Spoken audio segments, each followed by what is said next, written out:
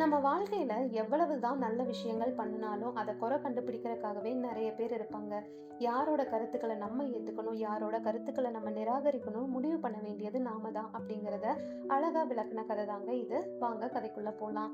ஒரு பிரபலமான ஓவியர் அவர் வரைஞ்ச ஓவியத்தை ஒரு பிஸியான ரோட்ல வச்சுட்டு, இந்த ஓவியத்துல யாரெல்லாம் தப்பு கண்டுபிடிக்கிறீங்களோ அது எனக்கு சுட்டி காட்டுங்க அப்படின்னு ஒரு துண்டு சீட்ல எழுதி வச்சுட்டு வீட்டுக்கு வந்துடுறாரு. சாயங்காலம் போய் பார்க்கும்போது அது மேல நிறைய குறைகளை மக்கள் சொல்லியிருந்தாங்க. மனசு நொந்து போய் இனிமேல் நம்ம வரையவே கூடாதுன்னு முடிவு பண்ணிடுறாரு.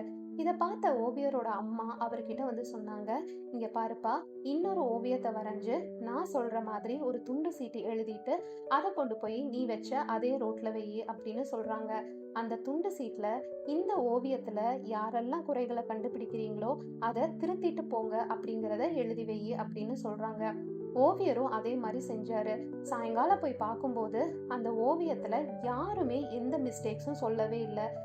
இத பார்த்துட்டு அவங்க அம்மா சொன்னாங்க, இப்ப புரியுதா, இந்த உலகத்துல குறைகளை கண்டுபிடிக்கிறதுக்காகவே 1000 பேர் இருப்பாங்க. ஆனா அதை திருத்துறதுக்கு யாருனாலையும் முடியாது.